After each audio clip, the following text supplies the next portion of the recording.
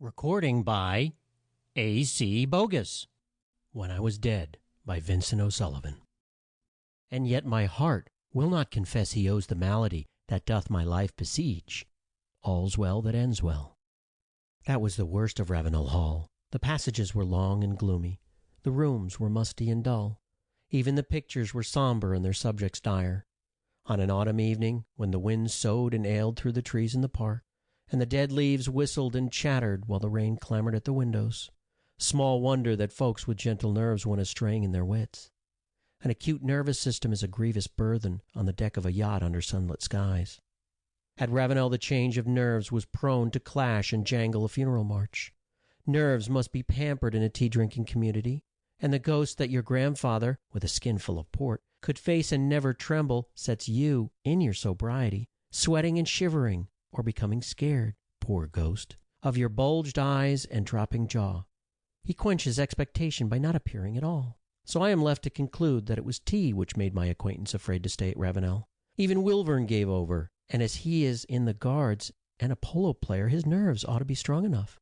On the night before he went, I was explaining to him my theory, that if you place some drops of human blood near you, and then concentrate your thoughts, you will after a while see before you a man or a woman who will stay with you during the long hours of the night, and even meet you at unexpected places during the day. I was explaining this theory, I repeat, when he interrupted me with words, senseless enough, which sent me fencing and parrying strangers, on my guard. "I say, Alistair, my dear chap," he began, "you ought to get out of this place and go up to town and knock about a bit. You really ought, you know." "Yes," I replied. "And get poisoned at the hotels by bad food and at the clubs by bad talk, I suppose. No, thank you. And let me say that your care for my health enervates me." "Well, you can do as you like," he said, rapping with his feet on the floor. "I'm hanged if I stay here after tomorrow. I'll be staring mad if I do." He was my last visitor. Some weeks after his departure I was sitting in the library with my drops of blood by me. I had got my theory nearly perfect by this time, but there was one difficulty. The figure which I had ever before me was the figure of an old woman, with her hair divided in the middle, and her hair fell to her shoulders, white on one side, black on the other. She is a very complete old woman, but alas, she was eyeless, and when I tried to construct the eyes she would shrivel and rot in my sight. But tonight I was thinking, as I had never thought before, and the eyes were just creeping into the head, when I heard the terrible crash outside as if some heavy substance had fallen. Of a sudden the door was flung open and two maidservants entered. They glanced at the rug under my chair, and at that they turned a sick white, cried on God, and huddled out. "How dare you enter the library in this manner?" I demanded sternly. No answer came back from them, so I started in pursuit. I found all the servants in the house gathered in a knot at the end of the passage. "Mrs. Pebble," I said smartly to the housekeeper, "I want those two women discharged tomorrow. It's an outrage. You ought to be more careful." But she was not attending to me. Her face was distorted with terror. Ah dear, she went. "We had better all go to the library together," says she to the others. "Am I master of my own house, Mrs. Pebble?" I inquired, bringing my knuckles down with a bang on the table.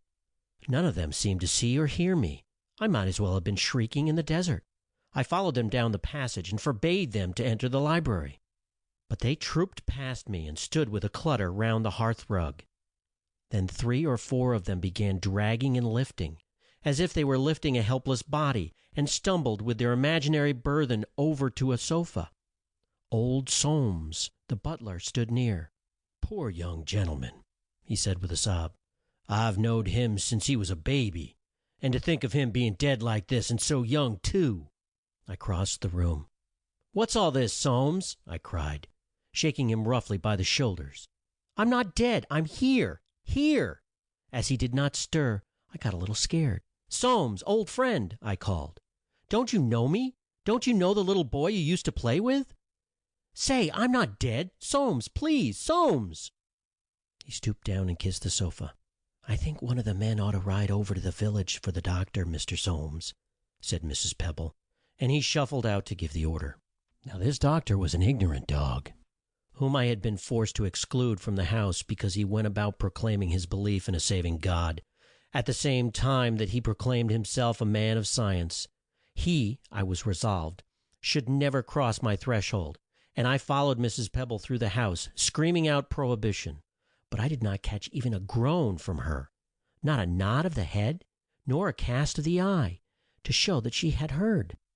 I met the doctor at the door of the library. "Well," I sneered, throwing my hand in his face, "have you come to teach me some new prayers?" He brushed by me as if he had not felt the blow, and knelt down by the sofa. "Rupture of a vessel on the brain, I think," he said to Soames and Mrs. Pebble after a short moment. "He has been dead some hours, poor fellow. You had better telegraph for his sister, and I will send up the undertaker to arrange the body." "You liar!" I yelled. "You whining liar! How have you the insolence to tell my servants that I am dead, when you see me here face to face?" He was far in the passage, with Soames and Mrs. Pebbles at his heels, ere I had ended, and not one of the three turned around. All that night I sat in the library. Strangely enough, I had no wish to sleep, nor during the time that followed had I any craving to eat. In the morning the men came, and although I ordered them out, they proceeded to minister about something I could not see. So all day I stayed in the library or wandered about the house, and at night the men came again, bringing with them a coffin. Then, in my humor, thinking it a shame that so fine a coffin should be empty, I lay the night in it and slept a soft, dreamless sleep, the softest sleep I had ever slept. And when the men came the next day, I rested still, and the undertaker shaved me, a strange valet. On the evening after that I was coming downstairs when I noted some luggage in the hall, and so learned that my sister had arrived. I had not seen this woman since her marriage, and I loathed her more than I loathed any creature in this ill-organized world. She was very beautiful, I think, tall and dark, and straight as a ramrod, as she had an unruly passion for sandal and dress. I suppose the reason I disliked her so intensely was that she had a habit of making one aware of her presence when she was several yards off. At 9:30 my sister came down to the library in a very charming wrap, and I soon found that she was as insensible to my presence as the others. I trembled with rage to see her kneel down by the coffin, my coffin, but when she bent over to kiss the pillow, I threw away control. A knife which had been used to cut string was lying upon the table. I seized it and drove it into her neck. She fled from the room screaming. "Come, come," she cried, her voice quivering with anguish. "The corpse is bleeding from the nose." Then I cursed her. On the evening of the third day there was a heavy fall of snow. About 11 o'clock I observed that the house was filled with blacks and mutes and folk of the country who came for the obsequious. I went into the library and sat still and waited. Soon came the men, and they closed the lid of the coffin and bore it out on their shoulders. And yet I sat, feeling rather sadly that something of mine had been taken away. I could not quite think what. For half an hour perhaps, dreaming, and then I glided to the hall door. There was no trace left of the funeral, but after a while I sighted a black thread winding slowly across the white plain. "I'm not dead!" I moaned, and rubbed my face in the pure snow and tossed it on my neck and hair. "Sweet God, I'm not dead!" The end of When I Was Dead.